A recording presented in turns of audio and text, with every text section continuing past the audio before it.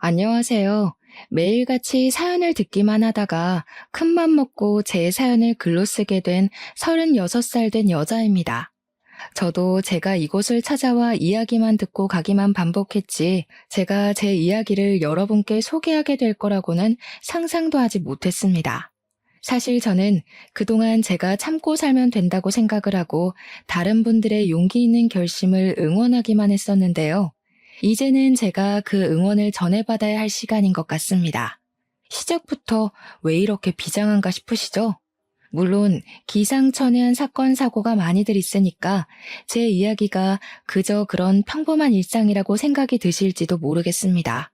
인생을 뒤흔들 만큼 큰 사건이 있었던 것은 아니지만 많은 분들이 오히려 저의 이야기에 공감을 해주실 거라고 생각해 봅니다. 원래 옆집 이야기가 제일 재밌고 친구들 싸움이 제일 흥미진진한 이야기인 것처럼 저도 여러분의 이웃으로서 속 시원한 이야기를 소개해드리고 싶습니다. 항상 시댁이라는 존재는 내로남불, 내가 하면 로맨스, 남이 하면 불륜이라는 말이 딱 어울리게 행동을 하는지 모르겠습니다. 정말 끝판왕을 확인했다고나 할까요? 어마어마한 우리 시댁의 이야기, 지금부터 시작할 테니 마음 단단히 먹고 저와 함께 빠르게 출발해 보도록 하시죠. 말로만 듣던 웰컴 투 시월드라는 이야기는 저와 전혀 상관없는 이야기일 것이라고 생각하면서 평생을 살아왔습니다. 저도 구김살 없이 자랐고 할 말 다 하는 성격을 가지고 있었기 때문에 내로남불 같은 건 제 주위에서 일어난 적도 없었고요. 항상 제가 나서서 일을 해결하곤 했거든요. 뭐랄까, 사내로 태어났으면 장군감이다 싶은 사람, 그게 바로 접니다. 우리 부모님께서는 제가 사내대장부 같은 성격을 하고 있었으니 어디 내놔도 걱정 없다고 하셨었고요. 불의를 보면 참지 못하고 부당한 대우를 견디지 못하는 성격으로 친구들 사이에서 인기도 꽤 좋았던 사람이 바로 저란 말입니다. 그런데 제가 진짜 생각만 해도 속이 답답한 시댁과 인연을 맺게 되었고 내로남불의 끝을 확인하고 혀를 내두르게 되었습니다. 저랑 남편은 선을 봐서 결혼을 하게 되었는데 서로의 집안이 평범하게 잘 맞았고 어디 하나 모자라거나 과한 점이 없었기에 잘 맞는 사람이라고 생각했습니다. 가족과 가족 간의 화합이다 보니까 한 집안이 너무 치우치면 결실을 맺기 힘들다고 하는데 저희 두 사람은 정말 평범한 집안에서 태어나 평범하게 자라왔기에 별 문제가 되지 않았습니다. 거기다가 남편이 순둥하고 둥글게 살자는 사람이고 어떻게 보면 묻어내서 같이 살기엔 안성맞춤이라고 생각을 하게 되었습니다. 물론 그 순한 성격이라는 게 결혼해서는 답답하고 미련하게 느껴진다는 걸 몰랐죠. 네, 몰랐습니다. 어쩜 그렇게 싫은 소리 한 번을 못하고 끙끙거리면서 해달라는 걸 다 들어주고 앉아있는지 제 속이 터져서 죽을 뻔한 적이 한두 번이 아니라니까요.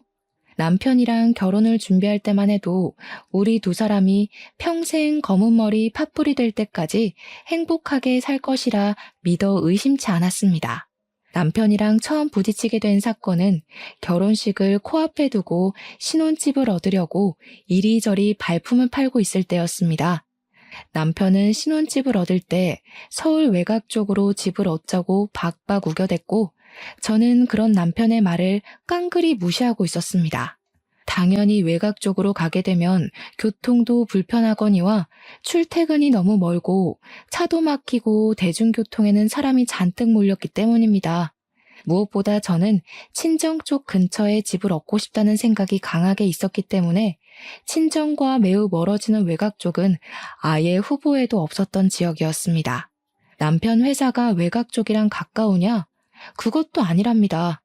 오히려 남편 회사는 저희 회사와 더 가까웠기 때문에 외곽으로 나가면 남편 또한 억수로 거리가 멀어지는 건 똑같았습니다. 거기다가 나중에 아이라도 낳게 된다면 친정에 맡기기가 편하니까 당연히 여자라면 친정 근처에 살고 싶은 마음이 가득하지 않겠습니까? 근데 남편은 시댁이랑은 거리가 멀어지고 친정이랑만 가까우면 시모가 서운해할 거라면서 둘 다 거리가 먼 외곽으로 가자고 하는 겁니다. 싫다고 제가 박박 우기면서 의견 차이가 좁혀지지 않는 와중에 저희 부모님께서 집을 얻을 때 돈을 보태주겠으니 친정 근처로 오라고 말씀을 하셨습니다. 남편도 대출이 부담되고 돈이 더 급했던 터라 알겠다고 하고 결국에는 친정 근처로 집을 얻게 되었습니다. 그랬더니 시모가 나한테 어떻게 친정 근처로 냉큼 갈 수가 있냐? 친정에서 돈을 지원해준다고 했어도 시댁 옆에 살겠다고 이야기를 해야 하는 거 아니냐고 핀잔을 주셨습니다. 알고 보니까 시모가 외곽 쪽으로 이사를 가려고 알아보고 있었다고 하더라고요.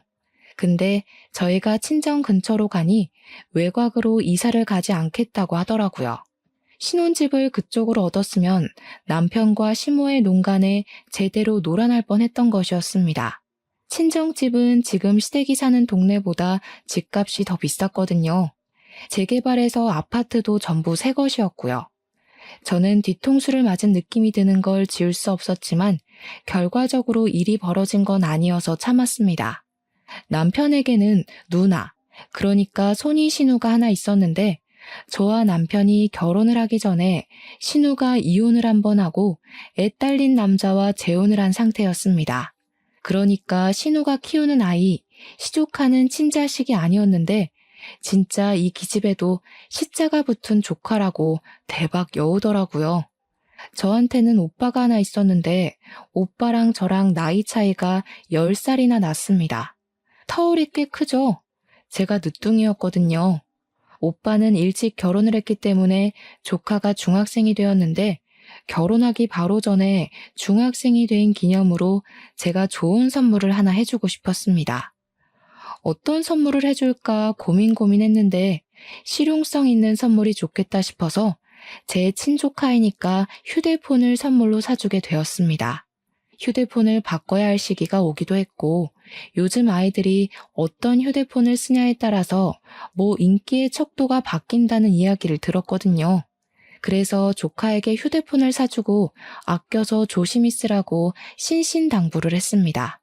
그 이후에 결혼을 했고 시댁에 밥을 먹으러 갔는데 시조카가 입이 대빨 나와서 밥을 먹는 둥 마는 둥 하고 있더라고요. 신우는 그런 시조카를 무시하고 있고 저는 분위기가 이상해서 시조카에게 무슨 일이 있길래 그렇게 불만이 가득한 얼굴로 밥을 먹고 있냐고 물어보았습니다. 아니 글쎄, 우리 딸이 이번에 초등학교 6학년이 됐잖아. 근데 친구들이 전부 사과폰인지 뭔지를 쓴다고 그걸로 바꿔달라고 조르잖아. 가격이 무려 130만 원인데 내가 그걸 어떻게 사줘? 비싼 거는 못 사주지. 사과폰? 이번에 처조카 선물해준 그 핸드폰 말하나 보다. 이번에 처조카가 중학생이 됐거든. 그래서 선물로 하나 사줬었지? 진짜요? 저도 그거 가지고 싶어요, 숙모. 저도 초등학교 6학년 올라간 기념으로 사과폰 사주세요. 네? 그러면 민지도 중학생이 되면 숙모가 생각해 볼게. 숙모, 1년만 더 지나면 중학생 되는데 그냥 저 지금 사주시면 안 돼요? 친구들 다 가지고 있는데 저만 없으면 왕따 당한단 말이에요. 숙모 설마 제가 왕따 당하기를 바라시는 거 아니죠? 숙모네 조카랑 저랑 차별하시고 그러면 저 서운해요. 무슨 초등학생이 저렇게 말을 잘하는지 제 말문이 턱턱 막힐 정도로 막힘없이 말을 하더라고요. 제가 너무 당황스러워서 주제를 돌리려고 했는데 잘 걸렸다 싶은 건지 시조카는 끊임없이 저에게 사과폰을 선물로 사달라고 졸랐습니다. 문제는 굳이 하지 않아도 될 말을 꺼낸 남편은 입을 싹 씻고 혼자 밥을 맛있게 처먹고 있고 시부모도 아무 소리 하지 않고 밥만 먹고 있더라고요. 저한테 다 떠넘겨진 기분이 들었다고나 할까요? 제가 너무 어이가 없어서 시조카한테 나중에 하면서 말을 돌리려고 하시는데 신우가 딱 그러는 겁니다. 내가 웬만해서는 뭐 해달라 이런 소리 잘 안 하는데 설마 외조카만 챙기고 친조카는 나 몰라라 하는 거 아니지? 공평하게 해줘야지. 자기도 분명 비싸서 못 해준다고 딱 잘라 이야기를 하더니 남한테는 얻어먹고 싶은 건지 저한테 차별하면서 휴대폰 맡겨놓은 사람처럼 내놓으라고 하는 거 있죠? 어이가 없어서 저도 무슨 말을 해야 할지 잘 모르겠더라고요. 결국에는 남편의 옆구리를 찔렀더니 남편이 저를 쓱 보면서 말을 하더라고요. 할부에서 사면 별로 부담되는 가격은 아니지 않나? 어차피 휴대폰 다 할부로 사는 거잖아. 그 말에 시조카가 너무너무 좋다고 당장 사달라고 하면서 저에게 퀵배송이 되는 사이트 주소를 보여주더라고요. 거기서 사면 무슨 사은품도 주고 안전하게 배송도 해준다면서 집 주소는 당연히 아시죠? 하는데 무슨 초등학생이 그리 영악한지 혀를 내둘렀습니다. 핸드폰 값이 1, 20만 원 하는 것도 아니고 무려 130만 원이나 하는데 제가 왜 신우딸, 그것도 신우친딸도 아니고 재혼한 남자가 데려온 딸에게 해줘야 하는지 모르겠더라고요. 남편에게 그냥 솔직하게 우리 이거 사는 거 부담되지 않냐고 못 해주겠다고 했더니 남편이 나중에서야 저한테 그걸 지금 말하면 어떡하냐고 하더라고요. 아니 제가 옆구리 찌를 때는 모른 척하면서 뭐 할부가 어쩌니 저쩌네 해놓고 왜 제 탓을 하는지 모르겠더라니까요. 사람이 착한 거랑 미련한 건 차이가 있는 법인데 남편은 미련 수준이 아니라 아주 미련 할아버지가 붙은 수준이었습니다. 답답해 죽겠더라고요. 제가 남편에게 옆구리 찌르지 않았냐고 딱 잘라서 시조카한테 못 사준다고 거절을 했어야지 했더니 왜 자기한테 떠넘기냐고 하는 겁니다. 자기가 싫은 소리 못하고 거절 못하는 거 알면서 옆구리를 찌른 것 자체가 잘못된 거라는 식으로 말을 하는 거예요. 아니 싫은 소리가 아니라 이건 딱 잘라서 너무 고가의 제품이니 나중에 크면 사주겠다는 식으로 돌려서 말했어야 하는 거라고 남편에게 훈계를 했습니다. 그랬더니 저한테 그러면 외조카에게는 왜 사준 거냐고 차별 맞잖아. 차별 이딴 소리를 짓거리는 게 아니겠습니까? 저는 남편에게 그래 내가 내 조카 사주는 건 그렇다 치고 네 조카의 핸드폰까지 왜 내가 사줘야 하냐고 네 용돈에서 사주라고 했더니 구시렁거리더라고요. 남들에게 싫은 소리 못한다고 하더니 나한테는 잘만 하네. 나한테 하는 것처럼 너네 누나한테 말을 하라고 비꼬아 줬습니다. 그러니까 지도 좀 겸연쩍었던 건지 뭔지 지 용돈에서 할부로 사주더라고요. 근데 그 휴대폰 주자마자 신우가 나한테 이런 비싼 걸 사주다니 너무 고맙다면서 잘 쓰겠다고 신이 나서 말을 하더라고요. 그도 그냥 씩 웃으면서 아니라고 그거 남편이 조카 사주겠다고 자기 용돈으로 사준 거라고 했더니 신우가 갑자기 입을 합 다물더라고요. 자기 동생이 산 게 맞냐면서 아니 올케는 뭐하고 내 동생이 이걸 사? 하면서 뾰족하게 나를 세워서 이야기를 하는 게 아니겠습니까? 진짜 어이가 없어서. 그러니까 공짜로 선물 받고 싶은데 자기 가족이 아니라 저에게 받고 싶었던 것입니다. 굳이 저를 고집하는 이유가 뭐겠습니까? 제 동생 돈은 아깝고 제 돈은 안 아깝다 이거죠. 그래서 신우에게 너 돈 내 돈이 어디 있는 거냐고 부부니까 다 같이 쓰는 거라고 각자 자기 조카 챙기면 서로 정도 싹두고 좋지 않겠냐고 말했습니다.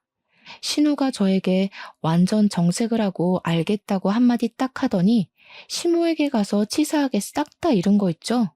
진짜 입도 어찌나 가벼운지. 시모가 저한테 전화를 해서는 우리 아들이 용돈 받아서 쓰는 것도 화가 나서 죽겠는데 그 돈 쪼개서 애 휴대폰을 사주는 게 말이 되냐고 하더라고요. 무려 130만 원짜리를 용돈에서 어떻게 사주냐고 우리 아들은 굴물하는 거냐면서 막 화를 내는 거예요, 글쎄. 시모에게도 도대체 뭐가 문제냐고. 나는 내 조카 챙기고 남편은 자기 조카 챙긴 건데 서로 조카들 챙기고 사이 좋아 보이잖아요. 하면서 시모 속을 더 뒤집어 놨습니다. 시모가 저한테 뭐라는 줄 아세요? 어쩜 그리 반반 딱 나누려고 하냐면서 저한테 네 용돈으로 사주면 되지 하는 겁니다. 저도 웃으면서 제가 왜요? 하고 말을 했더니 시모가 저한테 말을 싹수 없게 해서 열이 받아서 더는 통화 못하겠다고 전화를 끊어버리더라고요. 그러고는 남편한테 전화를 해가지고 우리 아들 불쌍해서 어쩌니 용돈 받아 쓰는 것도 마음 아파 죽겠는데 130만 원 할부금을 무슨 수로 갚니? 했나 보더라고요. 남편이 저한테 와서는 도대체 시모한테 무슨 소리를 어떻게 했길래 직접 전화가 와서 자기한테 곡소리를 내냐고 하더라고요. 제가 뭘 어쨌다고 곡소리를 낸다는 건지 저도 궁금하긴 하더라고요. 뭐 남편한테는 어쩌긴 뭘 어쩌겠냐고 그냥 할 말 한 것뿐이라고 이러나 저러나 틀린 말 한 건 하나도 없으니까 저한테 그 부분으로 더 이상 말 걸지 말라고 했습니다. 남편이 저한테 자기 엄마가 마음이 여리고 상처가 많은 사람이라며 말을 앞으로 조심하라는 식으로 충고를 하는 게 아니겠습니까? 어른한테 고분고분하게 굴 줄도 알아야지 너무한 거 아니냐고 구시렁거리더라고요.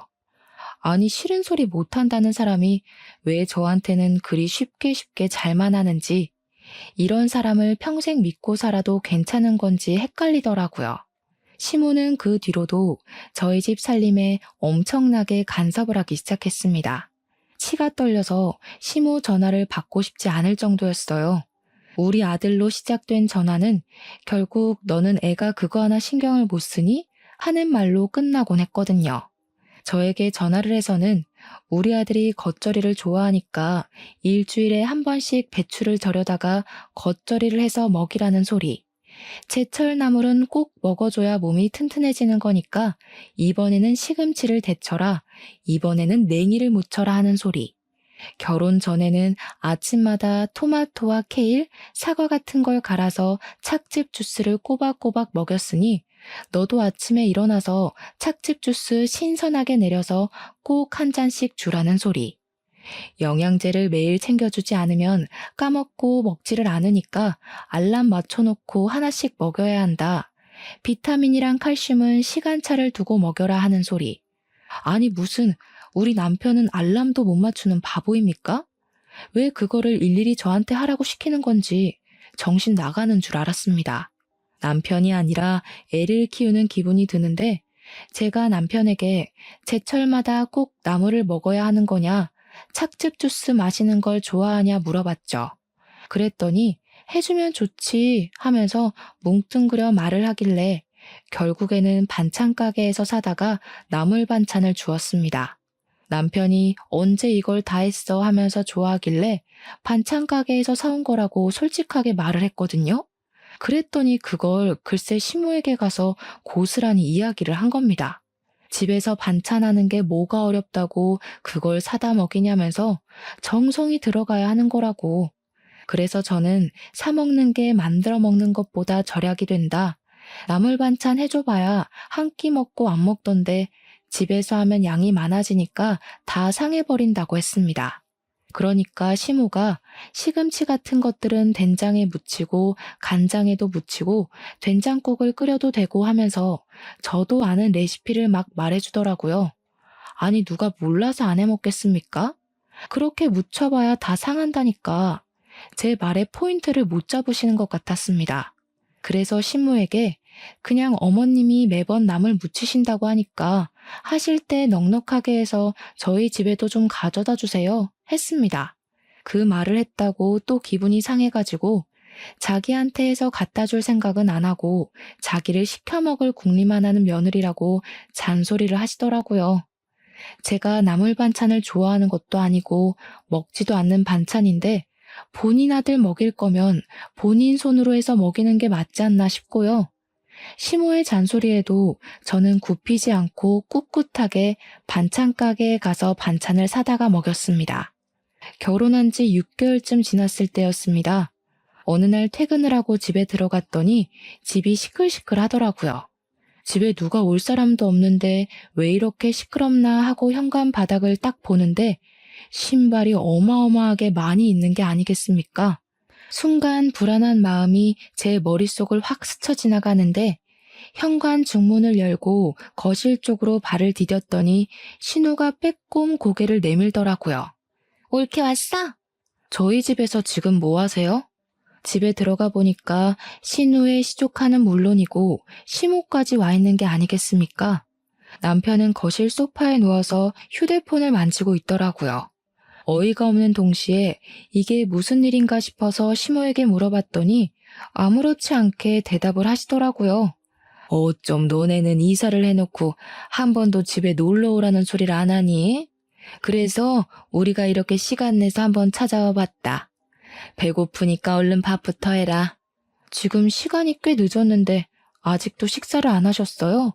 식사 준비하려면 시간이 꽤 걸릴 것 같은데 그냥 시켜 먹는 게 좋을 것 같아요. 뭐 드시고 싶으신 거 없으세요? 여기 웬만한 음식은 다 배달 오거든요. 그랬더니 시모가 옳다구나 잘 걸렸다 하는 말투로 말을 하시더라고요. 아니 지금 시어머니를 앉혀놓고서는 배달 음식이 가당키나 한 소리야?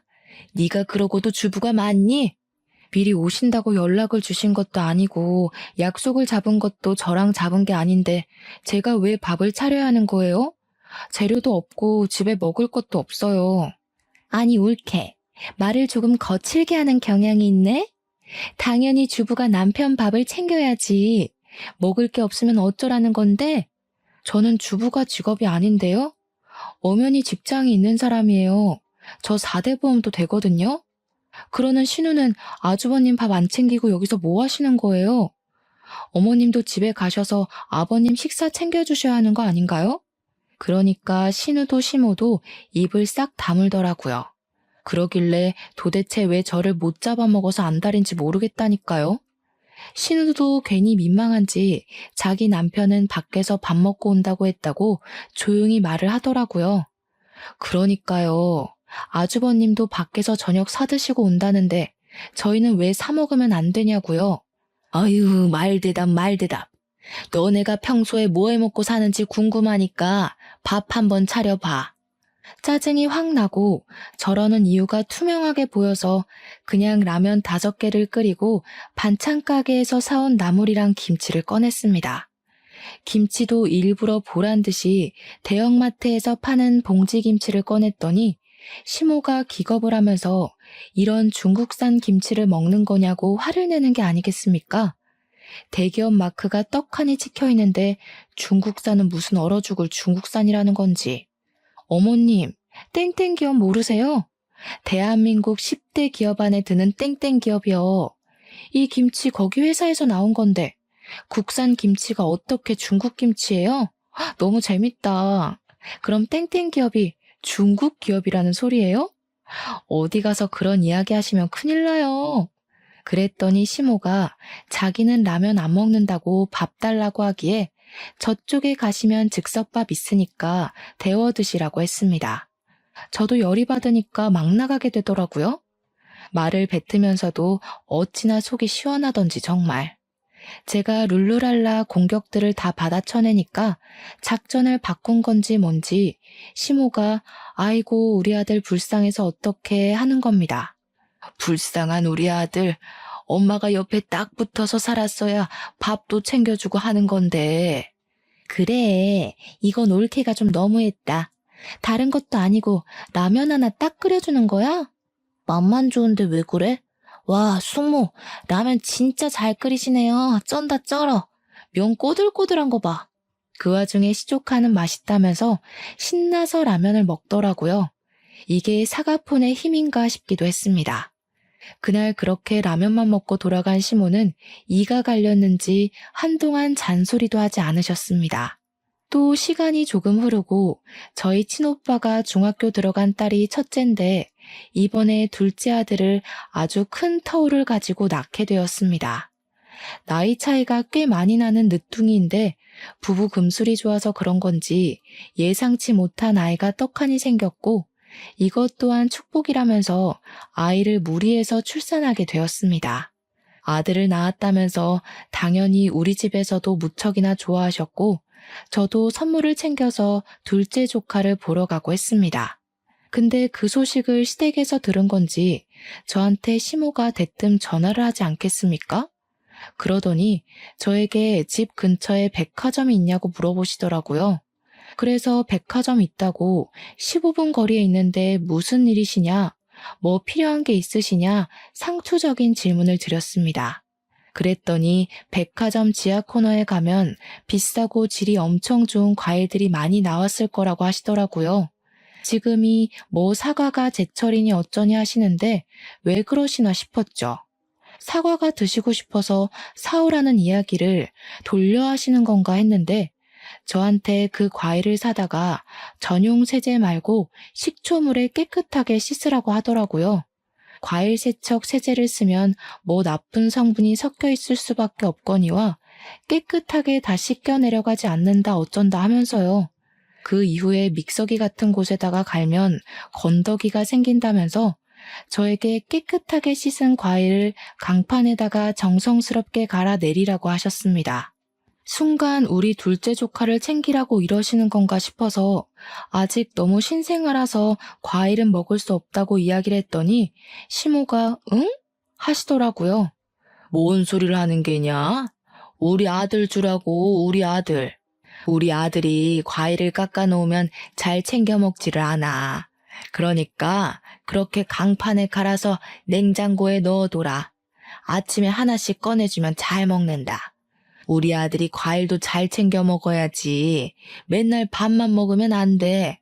과일에 비타민이며 식이섬유 같은 게 많은 거 알지? 필요한 영양소니까 하나하나 챙겨줘라.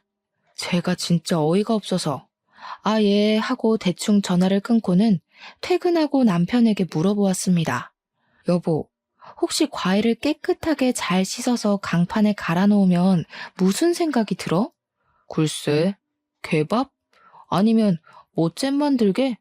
그런 거 만들어봐야 누가 먹는다고 고생을 사서 해. 잼은 그냥 사서 먹자. 아니, 어머님이 나한테 그렇게 만들어서 냉장고에 넣어놨다가 당신 아들 입에 넣어주라고 하시던데 그래야 여보가 과일을 먹는다고. 그 말이 끝나기가 무섭게 남편의 얼굴이 빨갛게 달아오르는데 꼴이 웃기더라고요. 제가 너무 웃겨서 당신 무슨 신생아냐고 그런 취급을 당하냐 했더니 남편이 진짜 자기 엄마가 너무 주책인 것 같다고 하더라고요. 남편도 그렇게 주책 맞다고 생각할 정도면 시모가 극성은 극성인 거죠. 도대체 아들을 철없는 푼수로 만드는 꼴 아니겠습니까? 그 이후에 한 번은 제가 정말 심각하게 독감에 걸려서 진짜 말로 표현할 수 없는 고생을 하게 되었습니다. 회사까지도 고열이 너무 심해서 5일이나 쉬어야만 했고 집에서 해열제를 먹고 병원에 매일같이 들러서 열이 떨어지는 링거를 맞아야만 했습니다. 밥도 제대로 먹지 못할 정도로 아파서 골골거렸는데 남편이 걱정이 돼서 그런 건지 뭔지 시모한테 말을 했나 보더라고요. 시모가 집에 찾아왔습니다. 아파 죽겠기에 인사할 힘도 없고 눈도 제대로 뜨지 못한 채로 오셨어요 하고 인사를 드렸죠. 고개를 들어 시모를 보니까 마스크까지 정말 꼼꼼하게 챙겨 쓰고 손에 비닐 장갑까지 끼고 와서는 가방 하나 툭 던지면서 그러더라고요. 여 가방에 얼른 네 남편 짐 좀 싸라. 속옷부터 시작해서 출퇴근하면서 입을 옷까지 싹 담아. 저는 영문을 모르겠고 몸이 너무 아파서 뭘 할 수가 없는 상태라 왜 그러시냐고 물어보았습니다. 예, 우리 아들이 감기라도 옮으면 어떡하니? 너는 생각이 있는 거니 없는 거니? 그렇게 아프면 네 남편부터 시댁에 보냈어야 했어야지.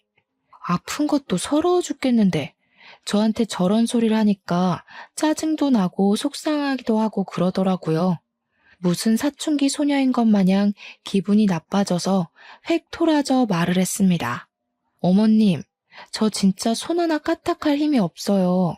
그냥 남편 보고 챙겨서 가라고 그럴게요. 그러고는 그냥 방에 들어왔습니다.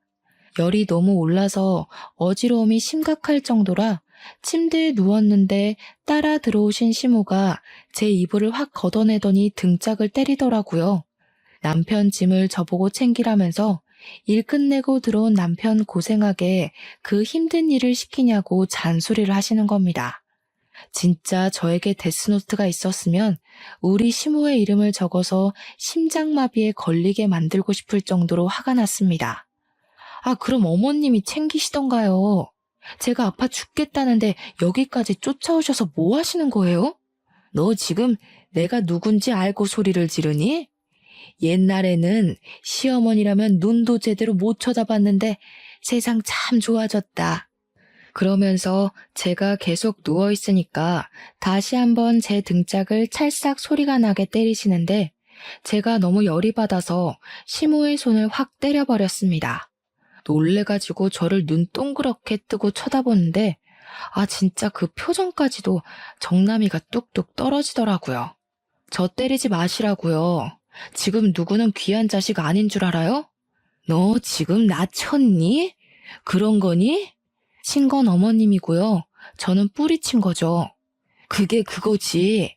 요즘 것들은 정말 예의가 없어. 저는 그런 시모의 뒤통수에 대고 나가시라고요 하고 이불을 머리끝까지 뒤집어 썼습니다. 나가려던 시모는 다시 돌아와서 계속 구시렁구시렁 거리시면서 우리 남편 짐을 끝까지 챙겨서 돌아가시더라고요. 설마 했는데 그날 남편은 시댁에서 자는 건지 집에 들어오지 않았습니다. 그런데 하필 가는 날이 장날이라고 그날 밤에 제가 열이 39도까지 올라가면서 쓰러지게 된 겁니다. 겨우겨우 음성인식으로 연결해서 119에 신고하고 응급차에 실려가게 되었습니다. 병원에서도 저에게 열이 39.8도였다면서 정말 위험했다고 보호자분 어디 계시냐고 묻는데 남편에게 전화를 걸었더니 왁자지껄한 소리가 들리더라고요. 시댁에서 술판이라도 벌인 건지 시모랑 신우 목소리도 들리고 남편은 저에게 술을 먹고 있다고 하더라고요. 너무 열이 받아서 전화 바로 끊고 엄마한테 전화를 걸어 엉엉 울었습니다. 아픈 것도 서러운데 남편까지 저 모양 저 꼴이라고 말입니다. 그러니까 부모님께서 그 새벽에 놀라가지고는 병원 응급실로 바로 뛰어오셨어요. 김서방 어디 갔냐고 물어보시는데 힘들고 목이 바싹 타서 죽을 것 같았지만 원래 고자질이라는 게 제일 즐거운 거 아니겠습니까? 하나도 빠짐없이 모든 사실을 다 일러바쳤습니다. 저희 아버지께서 엄청나게 열이 받으셔서는 당장 뒤집어 엎겠다고 이혼하라고 그런 취급 받으면서 살 필요 없다고 하시더라고요. 부모님께서도 저의 이혼을 지지해 주시겠다는데 제가 굳이 피할 이유가 있겠습니까? 저는 이혼을 결심했고 퇴원을 하고 나서 제대로 사건이 터지게 되었습니다. 시모가 집에 남편 짐은 물론이고 본인 짐까지 죄다 싸들고 찾아온 게 아니겠습니까? 무슨 짐이 이렇게 많은가 싶어서 보다 보니 시모 짐까지 섞여 있더라고요. 불길한 예감은 뭐 틀리지 않는 법이죠. 저는 바로 정신을 차리고 남편에게 물어보았습니다. 이 짐들은 다 뭐야? 당신 짐만 있는 게 아닌 것 같은데? 우리 집 내놨다. 아무리 생각해도 내가 너무 못 믿어워서 두 다리를 뻗고 잘 수가 있어야지. 우리 아들이 결혼하고 살이 홀쭉하게 빠진 거 봐라. 저게 사람 몰골이니? 삐쩍 말라가지고 볼품없게. 저 사람 원래 저랬어요. 연애할 때도 비쩍 말라서 볼품 없었는데요. 이게 또박또박. 먹는 것만 봐도 맨날 사온 반찬이고 김치도 마트 김치를 사 먹인다는 게 말이나 되니? 내가 같이 살면서 우리 아들 밥도 해주고 말이다. 살림도 좀 알려주고. 너 신부 수업 안 받고 온 거 티나서 내가 가르치려고 한다. 내 말에 토달지 마. 내가 우리 아들 집에 와서 지내겠다는 게 문제는 아니잖니. 그러면서 글쎄 본인 집만 쏙쏙 골라다가 저희 집 남는 방이 하나 있었는데 그 자리에 짐을 풀더라고요. 제가 너무 황당해가지고 이건 아닌 것 같다고 했습니다. 뭐가 아니냐고 저한테 뾰족하게 되물으면서 자기 말에 틀린 게 있냐고 반박할 거리가 있으면 해보라고 하시더라고요. 물론 뭐 시무 말이 틀린 말은 아니죠. 반찬 사 먹고 김치 사 먹는 게 근데 그게 왜요? 요즘 누가 일일이 하나요? 아무리 아들 집이라고 해도 며느리가 있는데 저랑 상의도 없이 갑자기 같이 살겠다고 하는 건 아닌 것 같아요. 그럼 어쩌니? 이미 우리 집은 내놨는데. 네 시아버지는 평생 수원이 강원도에서 감자 농사 짓는 거였거든? 그래서 강원도에 마당 딸린 집 알아보고 있다. 나는 도시에서 살아야 하는 사람이라 여기 와서 지내기로 결정했어.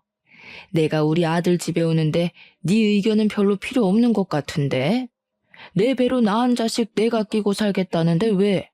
완전히 뒤통수 제대로 맞은 느낌이 들어서 남편에게 뭐라고 말 좀 해보라고 아니면 내가 알아들을 수 있게 설명이라도 해보라고 했습니다.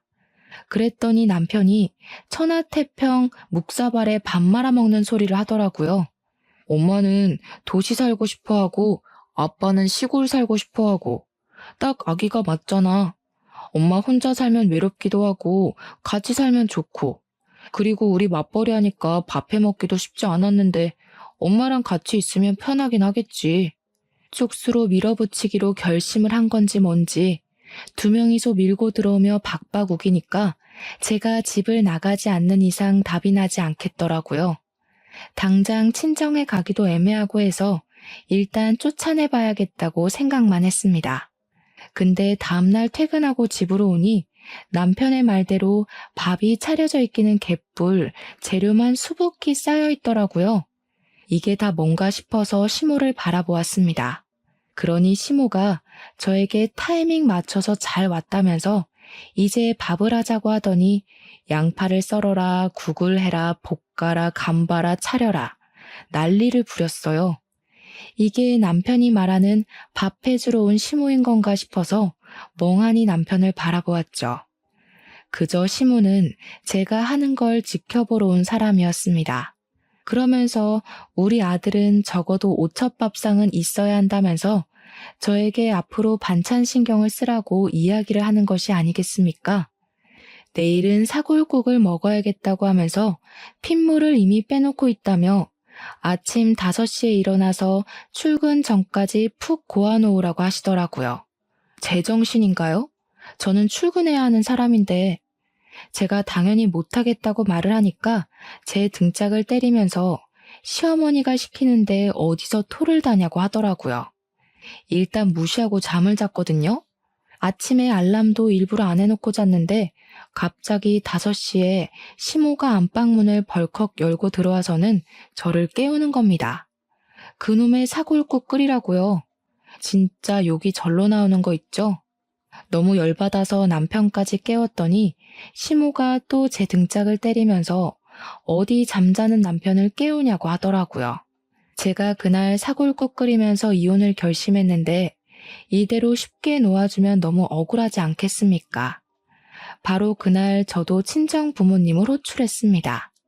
그간 있었던 사정 설명을 다 하고 짐 싸들고 오라고 했더니 아빠랑 엄마랑 둘 다 벼르고 있었는지 본때를 보여준다고 하더라고요. 그날 퇴근하고 부모님이랑 같이 집에 가니까 시모랑 남편이 엄청나게 당황하더라고요. 그래서 저도 웃으면서 우리 엄마 아빠도 같이 살면 좋지 뭐 했습니다. 아니 이렇게 말도 없이 사돈 어른도 말도 없이 찾아오셨다면서요.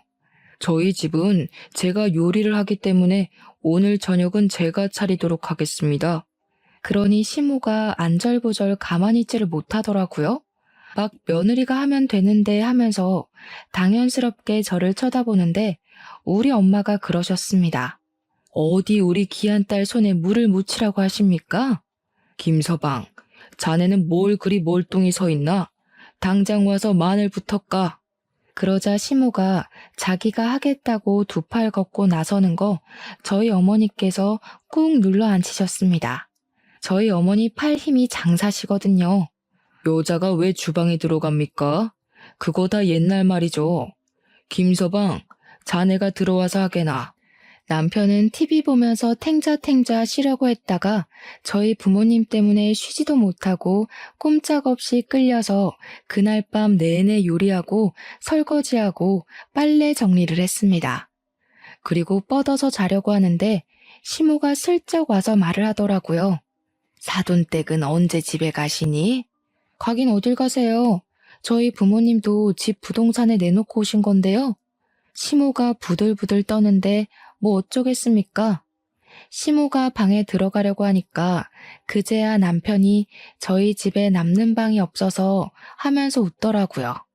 한마디로 이제 집으로 돌아가시죠 하는 말이었습니다. 밤도 많이 늦었는데 집에 가셔서 주무시는 게 좋지 않을까요? 우리 집 내놓고 왔다니까. 거기 벌써 집 보러 오고 난리도 아니야. 우린 거실에서 잘게. 그러시더니 집에서 가지고 오신 이불을 떡하니 펼치시더라고요. 남편이 저를 보면서 입모양으로 어떻게 좀 해보라고 하는데 제가 왜 그래야 하죠? 뭘 어떻게 해. 엄마 아빠 같이 살면 좋지. 나중에 우리 애도 다 봐주실 텐데. 우리 엄마 있잖아. 어제 못 봤어? 하나하나 나 시키시던 거? 그리고 새벽 4시 30분에 아빠가 안방에 들어와서 남편을 깨우기 시작했습니다. 남편이 비몽사몽에 왜 그러시냐고 주말인데 하고 대꾸를 했죠. 남자가 이 시간까지 자는 게 말이 돼? 일단 나랑 나가서 운동이라도 좀 하세. 자네 놈이 일이 비실비실해서 되겠어? 이러니까 손주 소식이 없지. 눈곱도 떼지 못한 남편을 끌고 나가서 동네 산을 뛰고 오셨다더라고요. 남편이 헉헉거릴 때마다 등짝을 때리면서 뛰어, 뛰어 하셨다는데 저희 아버지 취미로 마라톤 하시는 분이시거든요. 남편이 완전 녹초가 되어서 들어오니까 시모가 화들짝 놀라고 아버지께서는 이제 밥하자 하시더니 남편한테 요리시키더라고요. 아침 먹고 남편이 잠을 좀 자겠다고 하니까 아버지께서 점심 준비를 해야지 무슨 잠을 자냐고 점심에는 육개장 끓이자고 재료 손질부터 하자고 하시더라고요. 그러면서 남편 점심 먹고 설거지할 때까지 못 쉬게 했습니다. 시모는 발 동동 구르는데 아빠가 집안꼴이 이게 뭐냐면서 대청소하게 여자들은 나가서 커피라도 마시고 오라고 하더라고요. 남편은 울상으로 저를 바라보는데 파이팅 한번 해주고 엄마 팔짱 끼고 나왔습니다. 예, 정말 해도 해도 너무한 거 아니니? 주말인데 우리 아들 쉬지도 못하고. 어머, 우리 딸 이야기 들어보니까 지금까지는 우리 딸이 다 했다는데요? 그러면서 엄마랑 시모랑 다툼이 일어나기 시작했고 저는 당연히 엄마 편을 들었습니다.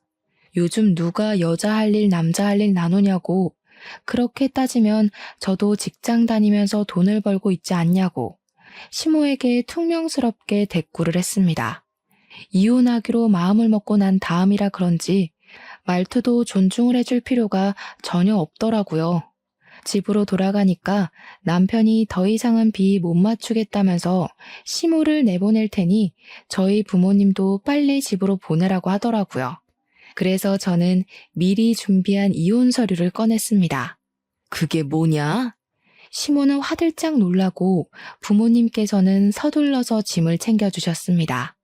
아니 무슨 이혼이 애들 장난이야? 애들 장난이 아니라서 이혼하는 거죠. 저는 더 이상 이렇게 못 살아요. 저희 부부도 우리 딸 귀하게 키웠는데 여기서 구박받으면서 지낼 이유 하나 없습니다. 협의 이혼하고 집은 반반 했으니까 반반 나눠. 혼수는 네가 해온 건 네가 들고 가고 내가 해온 건 내가 들고 갈게. 우리 뭐 더 정리할 것도 없잖아? 제 입에서 이혼 이야기가 나오니까 남편이 이혼 못한다고 배 내밀고 항의를 하더라고요. 그래? 그럼 소송할게. 내가 당한 시집살이면 위자료도 꽤 받겠다. 제가 위자료 소송 이야기까지 꺼내니 시모가 자기가 잘못했다면서 앞으로는 간섭 안 하겠다고 한 번은 그냥 넘어가자고 하더라고요. 그 말을 제가 어떻게 믿겠습니까?